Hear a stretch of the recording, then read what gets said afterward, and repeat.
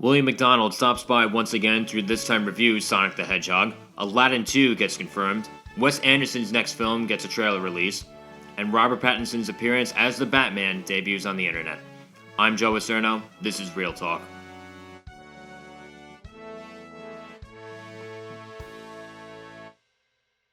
Alrighty, now to start off the show, I'm joined once again by one of my best good friends, William McDonald. That's just not something you find around the corner now. So, William, how you doing? How you doing today? I'm doing pretty good. How about you? I'm about the same shit, different day. Yeah. And so, Sonic the Hedgehog got turned into a movie. They it's like they read the mind of your wet dream there. So, you want to tell us exactly what this movie's about, or? Okay, first of all, no.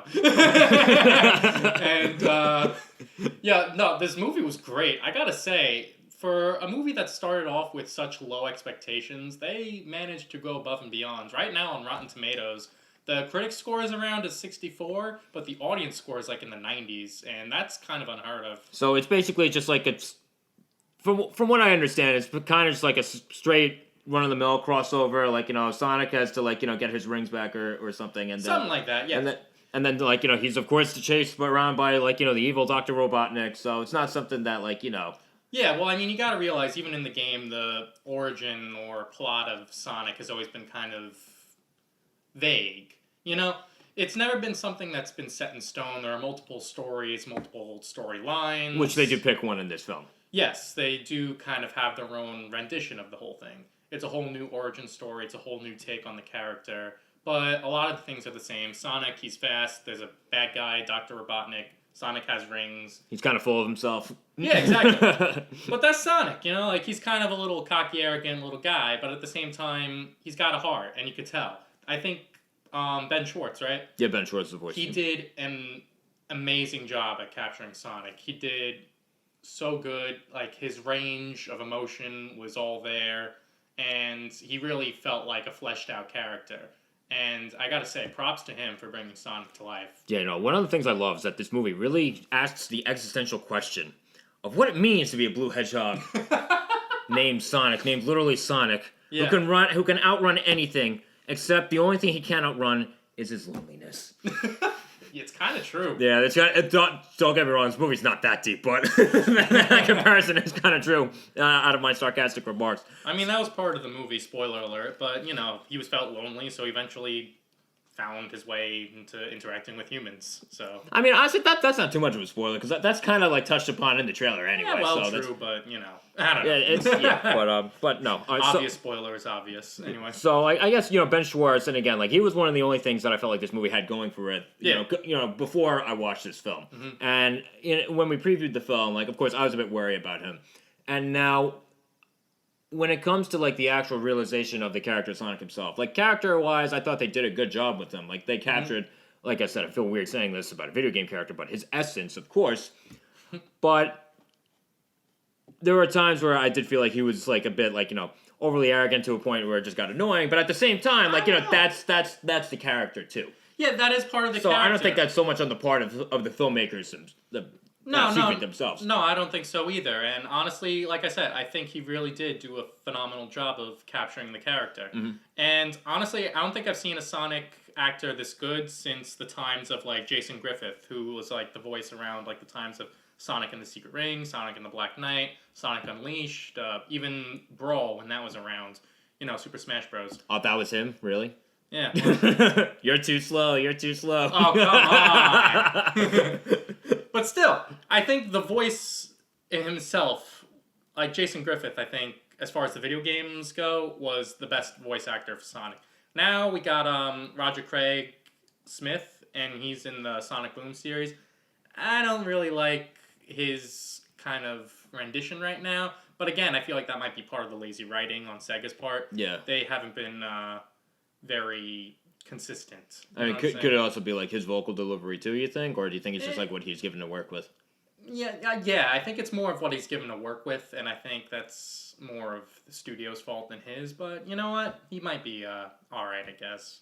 But no, Ben Schwartz is by far the best. Yeah, Ben Schwartz, I have to say, is the best since Jason Griffith. So yeah. So I said, even though there were times where I felt like Sonic could get annoying, I think Ben Schwartz did what he could. He did the best that he could. He did the most that he could. So honestly, props to him for that. Because definitely. I think that something like this, where I think there's such a big potential to just like for it to fall completely flat on its face. It's a video game adaptation. It's a voiceover performance for a video game adaptation that could easily just be another paycheck and come off that way. Let me just say this: if you're a Sonic fan and you're like a diehard Sonic fan, see this movie. You are going to like this movie. You're not going to be disappointed. You're definitely. And I noticed just all the hardcore fans that were in the theater with me, because like there are multiple points throughout the film where people were like laughing and like cheering and whatnot. The crowd was roaring throughout, and I'm thinking to myself, wow, this audience is really enthusiastic. They're really loud.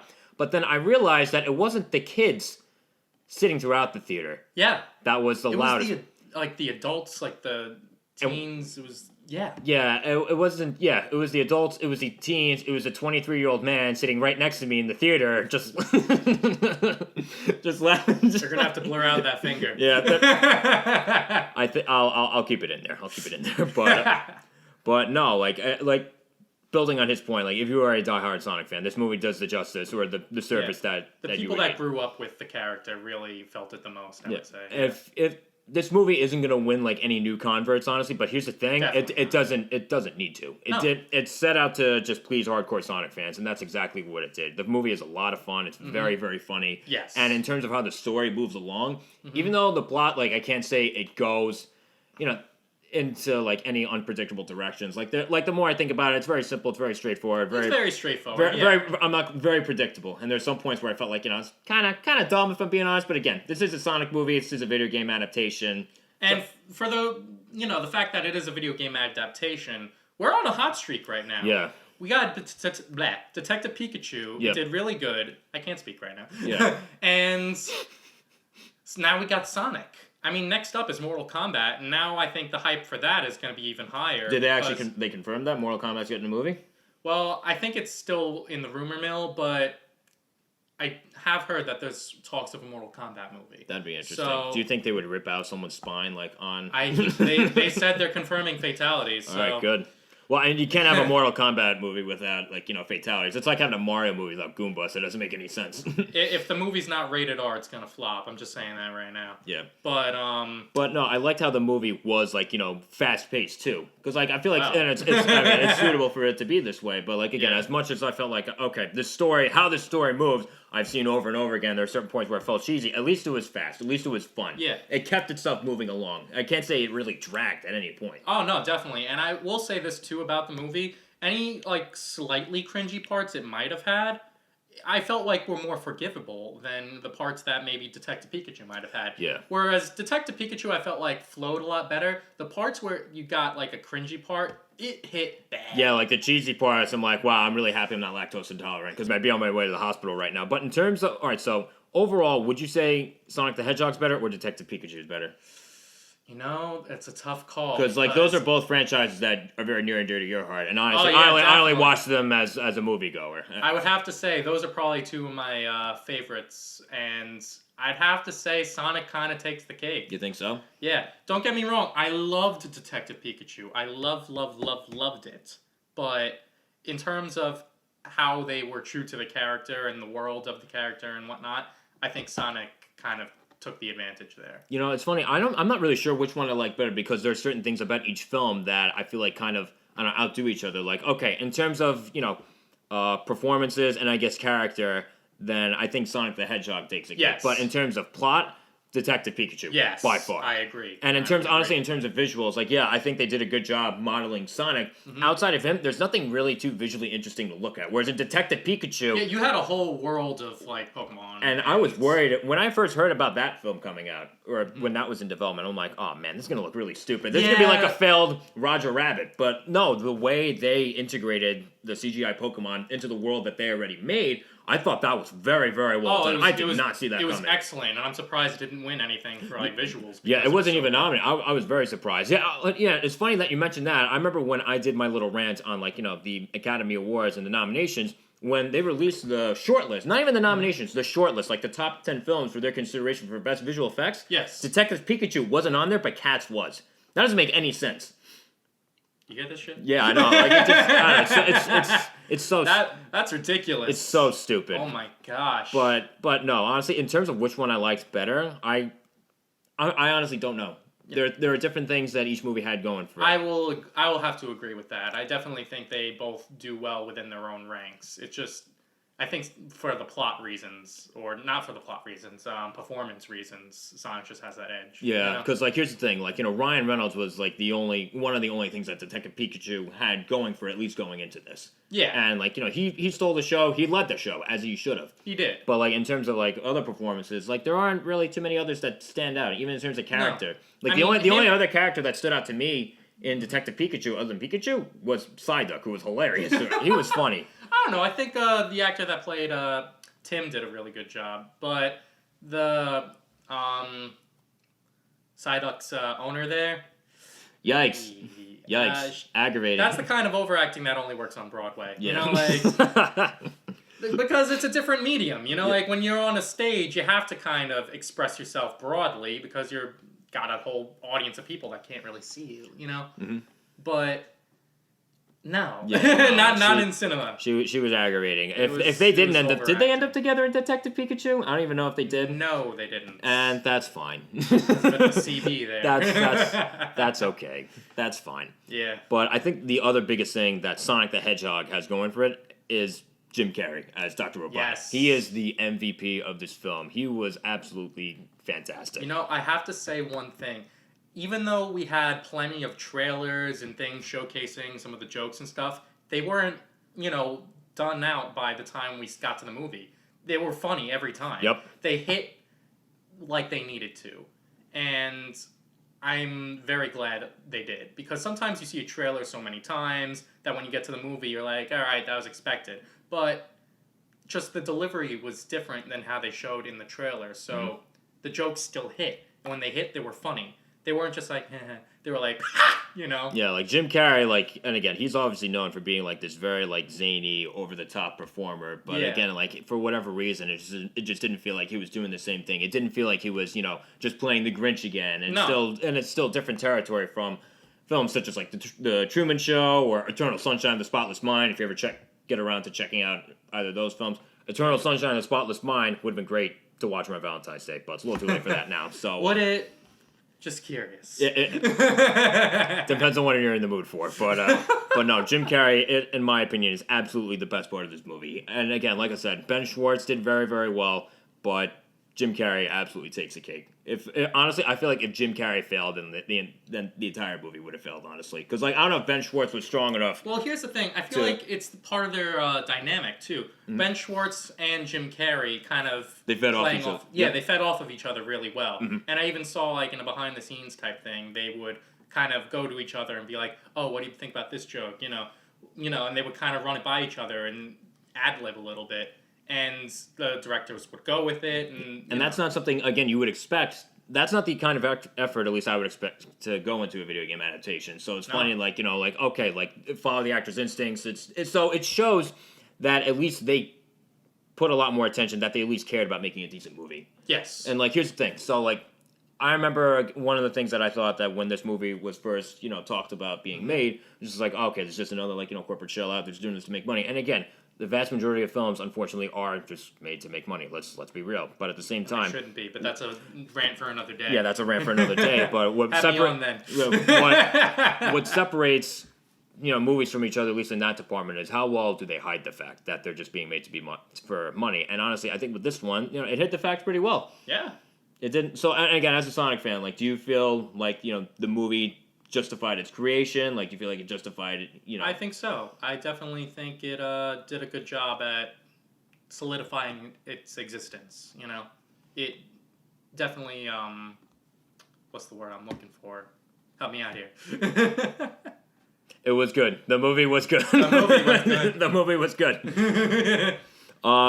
One thing that kind of bothered me though about this one was kind of the shameless product placement that we kind of saw. Yeah, it wasn't even slipped in. It was kind of obviously weird. I don't know. So it's the Olive Garden thing. Yeah, they made a running gag out of Olive Garden, and I'm okay, how else are you gonna get anyone to fund a movie about Sonic the Hedgehog? You kiss Olive Garden's ass. And then, okay, we're only going to do this for you if you say our company's name 2 or 3 times throughout the 90 minute film. Because when you're there, you're family, right? Exactly, yeah. Wink. Wink, wink, nudge, nudge. And how about the cool, refreshing taste of a Bud Light? No, I'm kidding. Imagine that being in a PG movie. Right. But no, and I think at least for me, like I remember, of course, when the initial trailer got so much backlash for the original design, they pushed the filming back. They pushed it back to Valentine's Day, and I'm thinking to myself, that's kind of a stupid move. No one's gonna want to see a Sonic the Hedgehog movie on Valentine's Day. They're gonna want to see romance movies or horror movies with their significant others. But And then you forget, most of us are single. exactly. That was gonna be my next point. The audience that this movie was trying to target, they're not gonna have dates on Valentine's Day. And if they did, they're damn lucky. Yeah, Anyway. yeah, exactly. And Keep her and treasure her forever. Then they're anomalies. They're anomalies. So like they knew exactly what they were doing when they decided to re-release or push the release back to February 14th. So now, in terms of again just stamping a grade on this movie, I always do like a 1 to 100. Given all the factors that have gone into this is better than expected. It was a lot of fun. Voice performances were great, but there were certain cheesy moments and like stupid things about the plot or how certain things ended off that like still stuck with me. At the same time, I still had an overall like good feeling coming out of this movie. Yes, so, me too. I'm factoring in everything. I'm going to give it a 77, which honestly is much higher than I thought I would have given it. Yeah, no, I'm actually kind of surprised that you said that too. I'm thinking somewhere around 79, 81 range. I would have to say maybe like an 80. 80? But yeah, because they did really freaking good. Mm-hmm. And maybe this is, and again, shocker. Maybe this is the start of like, video game adaptations, like, getting some more prestige. Because look at like all the comic book movies that are coming out now. I'm sure there was a time back then where like, comic book movies were kind of looked down upon because they had a more cheesy nature to it. And look at Spider-Man 3. Yeah, Spider-Man 3. Ironically, which came after Spider-Man's 1 and 2, which actually helped, rebirth the comic book film. Shots fired. Anyway. Yeah. So, I don't know, maybe we're in the beginning of like a kind of quote-unquote renaissance. I don't know how to use a less pretentious word. And again, I think part of that goes back to what I was saying in the last episode with them listening to the fans and going back and redesigning Sonic. Because if that didn't happen, I don't think it would have had as much feedback, if any feedback at all, Yeah, because you would think that like, positive feedback, I mean, yeah. Yeah, because you would think that, okay, like, they have to go back and, redesign this. That isn't a good sign. And honestly, usually that wouldn't be a good sign. But at the same time, $68 million later at the box office, I think it paid off. I think so, too. So, thank God for Tyson Hesse. He was the guy who did the art for Sonic Mania. Okay. And they brought him on to help redesign the character himself. So, I couldn't think of his name last time, but now I know. Yeah. But yeah, Tyson Hesse. Thank God. So I think this just goes to show, like, when you're leading anything, where it's, like a creative production like this one, you have to know what you don't know. Yeah. And obviously with the first design, they didn't know what they were doing. Not so at you all. bring on someone that you do know, and they fix the problem. They need to have someone who has an appreciation for the source material. Mm-hmm. And if you don't have that, it's not going to go well. So yeah. Good thing they had that. So yeah, this is much better than expected. So William, I'm glad you enjoyed the movie. I'm glad you came on, and I don't know who else I would have seen this movie with other than you. If I'm not gonna, it's bad enough I saw Cats by myself just to review it for the show. If I saw this one by myself, would have felt a little worse about myself. Not gonna lie. You've been in the theater like, what is happening? Like everyone, shut up. So William, thank you so much for coming on. I really appreciate it. Anytime. And if I could add one more thing, sure. Wait till the end of the movie. Yes, there are post-credit scenes. There's two. Wait. Okay, I'm not going to tell you what they are. Just trust me. You want to see this. Yes, it was surprisingly good stuff. It was stuff that I didn't see coming. Not at all. So, yeah. Yeah. Good time. Definitely. Okay, so moving forward, the sequel for the live-action remake of the Disney classic Aladdin gets a sequel confirmation, and I'm not saying that I'm not even going to bullshit you. I'm not confident in this at all. I recently watched the Aladdin live-action remake from 2019 for the first time within the last few weeks. I didn't bother seeing it in theaters, even though I do have the AMC A-List Pass, where I wouldn't really have to pay anything extra other than the monthly subscription, and I just didn't bother. And like I said, I'm really happy I only ended up watching it as a rental from the library with my little sister for free, as opposed to spending even more time and possible money on a ticket to watch this movie. Because honestly, out of all the Disney live-action remakes that I've seen, this one might be my least favorite. I think it's in a pretty tight competition with the remake of Beauty and the Beast. I thought it was such an overrated film. Everybody loved it, made like $500 million worldwide, and I just wasn't crazy about it. I could not get into it. I also watched it on a plane, so maybe that doesn't help, but it's not like I came out of that thinking like, oh, I didn't like it, but maybe I'll like it better if I watch it on a bigger screen. No, I just didn't like it at all. It just didn't do anything for me. It didn't, I just didn't want to, I had no desire to watch it or give it like another chance. And honestly, with Aladdin, yeah, I watched it on my TV downstairs, again with my sister, but honestly, it just does not deserve a sequel. It was very flat. Felt very flat. There were certain things about it that worked.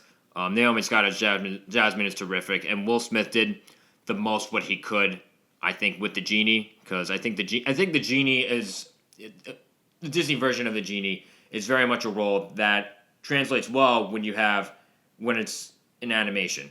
But there are certain things about the genie, as well as the entire film overall, that just didn't translate very well from animation to live action, and I don't know, it just didn't seem to work. There's just something about it that felt very cartoonish, and yeah, it's supposed to feel cartoonish, but at least for me, when it comes to something like this that was going for live action, at least for me, when you do something live action, there's supposed to be a more realistic feel to it, of course, and I just felt like with the over-the-top cartoonish aspect of all that went into the original Aladdin film the Disney classic from 1992, and coming to this version from 2019, it just didn't translate so well for me. And again, I can't even say that, like, Will Smith was a bad choice to play the genie. Like, again, no one's ever going to top Robin Williams, and I think even Will Smith knew that he was never going to top Robin Williams. That's honestly one of the best, if not the best, voiceover performance that I've ever seen in any kind of animated or CGI film. But again, it is what it is. Robin Williams unfortunately passed away in 2014. So they had to see what they could do. They had to shake things up a bit. And again, like I said, Will Smith, I could understand why they picked him. And like I said, I think they did the most with what he could, even though he just, instead of the genie, or even the movie just ending up being Aladdin, the movie really just was, the fresh genie of Agrabah. Because Will Smith was one of the main reasons to watch the film. And he hams it up too much, I think. He ends up kind of stealing the show. Which, again, the genie is this very larger-than-life character, but at the same time, he is only a supporting role. This is Aladdin and really Jasmine's role, but mostly, of course, Aladdin, hence, his name in the title. And when it came to the casting of Aladdin, I don't know, Mina Massoud had the look. When I saw what he looked like, I thought, okay, that could make sense for him playing Aladdin. But when it came to his performance-wise, I just didn't think he was very good. Jafar, same thing. Jafar, I believe it was Jonathan Freeman that played Jafar in the original Aladdin film, and he was great. But then when it comes to this film, again, he just wasn't very intimidating. He just didn't make for a good villain. Whoever this new guy was, I'm not going to lie. His name is escaping me at the moment. But, so, when you have all of these things kind of going against the first one, I can't help but wonder why they're making the second one, of course, for money. Because miraculously, the live-action Aladdin crossed the $1 billion mark. And I'm still trying to figure out how exactly. I would think from word of mouth that after watching the film after its premiere, that people would talk, be like, it wasn't that good. And from what I heard, the reception of the film was kind of mixed, not just from critics, but people that I talked to as well. You had some people that thought it was good. You had maybe one or two people that loved it, but the vast majority of people that I heard from just didn't like it at all. And honestly, I can't, like I said, there are things that it has going for it.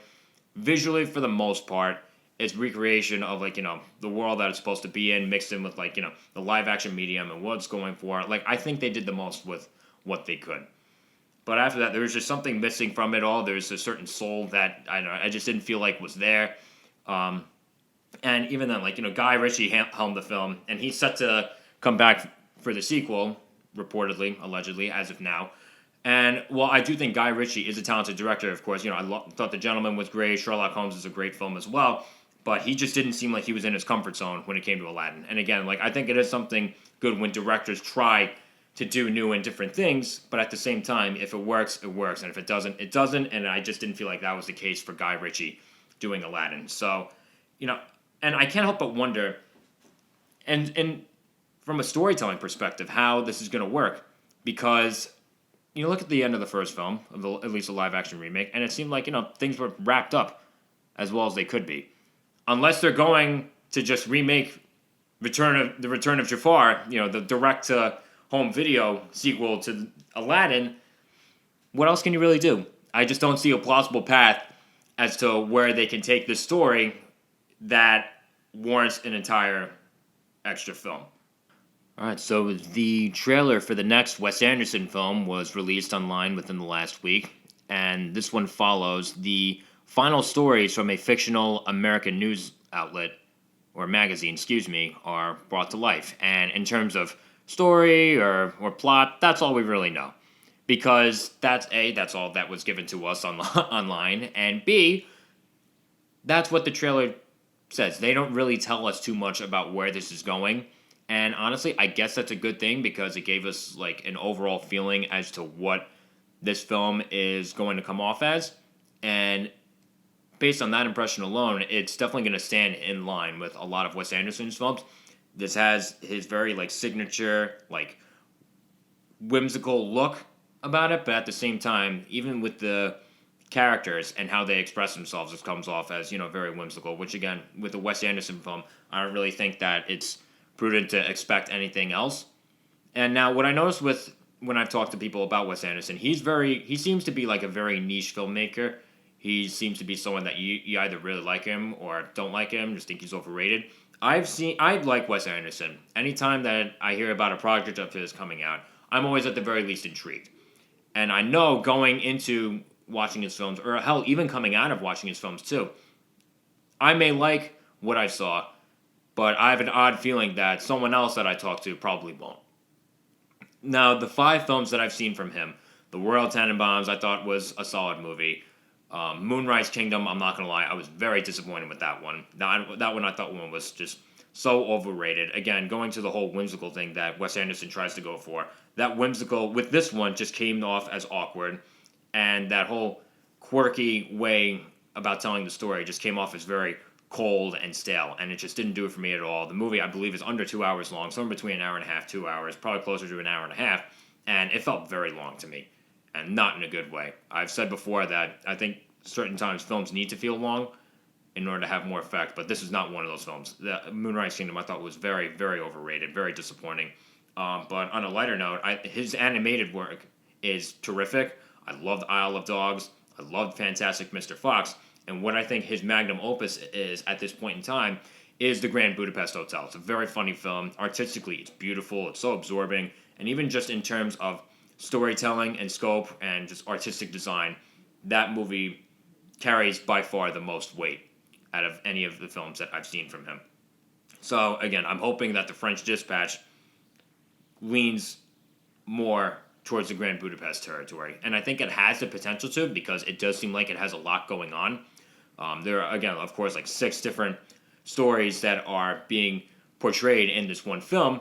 And again, while that definitely has a recipe for adding a lot to one film and carrying a lot of weight, there is a part of me that feels like, this could very much come off as a jumbled mess. And that's one of the feelings that I did get from this, that it did have that potential. But again, of course, it is only a trailer. It's just supposed to be giving you a feel, give you a very rough idea as to what's going on. But I, as much as this has the potential to be very jumbled, I can't say that I'm not intrigued. One of the things I will say that when it comes to Wes Anderson films, his central stories are at the very least intriguing. Again, based on the films that I've seen from him. Where the variable lies in is how he goes about executing them. And like I've said, most of the time, at least for my record, 4 out of 5 times, he's great at executing whatever story he plans to come up with, or tends to come up with whatever collaborator he's working with. So, now, like I've said before, I am looking forward to this. I do want to see just a little bit more. That as far as like footage or really just like marketing material in general, and I am going to end up seeing this one regardless because again it is Wes Anderson. And then of course one more thing to mention is that in terms of the cast, like his films always have a stacked cast too, and this one's no different. You have a lot of the routine regular players coming back, Edward Norton, Adrian Brody, Frances McDormand, and of course Bill Murray. Bill Murray is a staple in these for sure. But then you have a couple new faces as well. You have Timothée Chalamet, who's a solid actor, Jeffrey Wright, Christoph Waltz, who I love. I hope he has a big role. He doesn't seem to be marketed too much at the moment, but I hope he has some kind of, I hope he carries some kind of weight because he is such a terrific actor. I love him so much. So again, now with this one, like I said, I'm definitely more confident in this film than not. If this film had been done by anyone anyone else other than Wes Anderson, my feelings about it might be a little bit mixed, might be just a bit more uneasy. But again, it is Wes Anderson. He does have a solid track record, so I'm at the very least excited, and I hope that this ends up being good. So this film is released on, this film comes out on July 24th of 2020 this year. So we'll see what happens as far as that one. But right now, my hopes are high. All right, so to cap off the show, I would like to talk about the camera test for Robert Pattinson's Batman.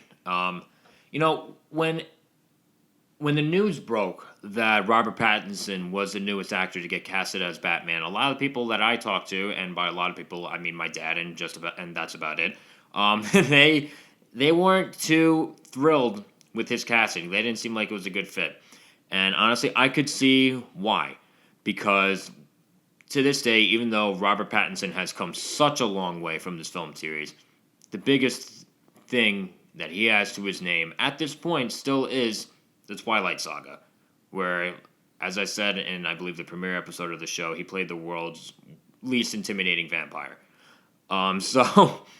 So when it came to something like this, casting as Bruce Wayne, who's supposed to be like, this brooding vigilante, I could see where the lack of confidence comes in. But after watching him in a film like The Lighthouse, I saw just what kind of acting range that Robert Pattinson has. He's definitely a performer, very capable of a lot of wide-ranging emotions, and that one performance, at least for me, showed that alone.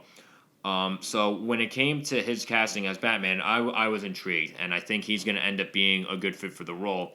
And I'm hoping that should this film do well, that this will help him further break out of that Twilight Saga, Edward Cullen stereotype that seems to be so associated with him.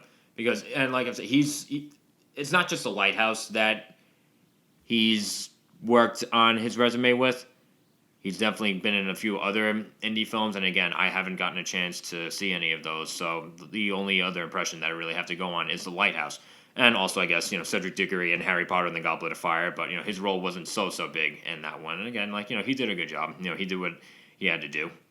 But my biggest gripe with this is now the third, or I guess technically fourth time, because George Clooney as Batman and Batman and Robin came out the year I was born. So I guess this is the fourth time in my lifetime that we've gotten a new Batman. I'm only 23.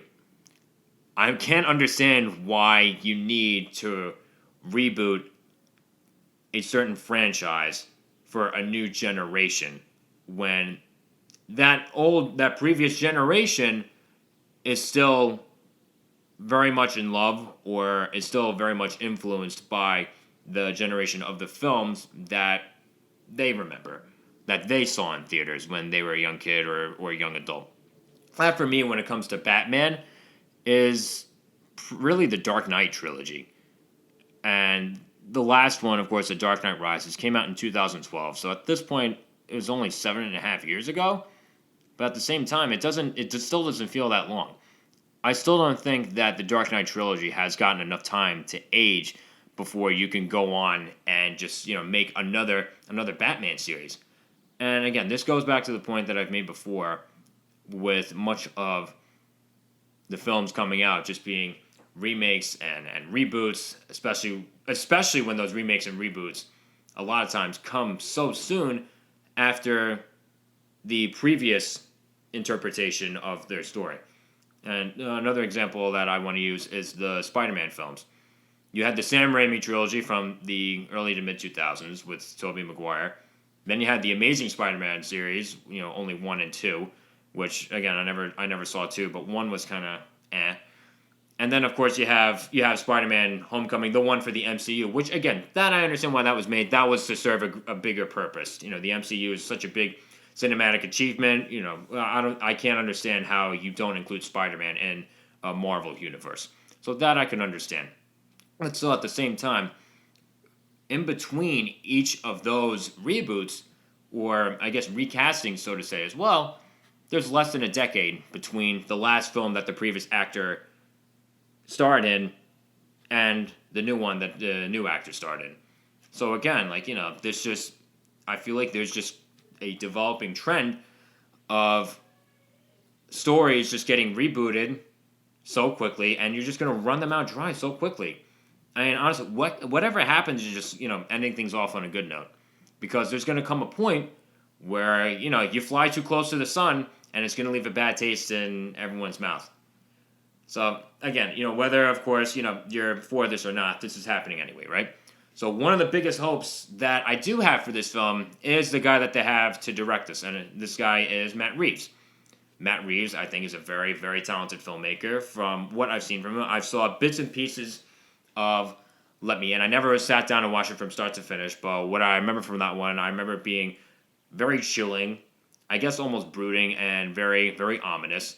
And this ominous feeling in this film tends to follow Matt Reeves' other work. Because he also did Dawn of the Planet of the Apes and War for the Planet of the Apes. And while these are sci-fi action films, there's still a very mysterious and, again, ominous feeling and edge that these films had to it. And then, of course, you have Cloverfield, which, scared the ever-living shit out of me when I saw it the first time. So, Matt Reeves behind the camera, I think he at least has potential to bring something different to this story. And I think Batman, with the kind of brooding and mysterious background that the character and the story have, I think Matt Reeves could possibly be a good fit in highlighting that part of the story of Batman's arc. And then on top of that, of course, you have a solid cast because, again, I think Robert Pattinson is actually a pretty good choice to play Batman. You have Colin Farrell playing the Penguin, you have Paul Dano playing the Riddler, and then you have Andy Serkis, the king of motion capture performances, playing, in a kind of shocking twist, Alfred Pennyworth. But, I think that's another intriguing choice as well. So, again, am I a fan of a new Batman series or a new Batman for the fourth time in my life? Honestly, no.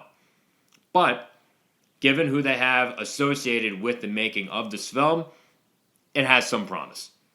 So, this film, of course, there's a lot that can still be shown to us by the time summer 2021 comes around, which is just when this film happens to be released.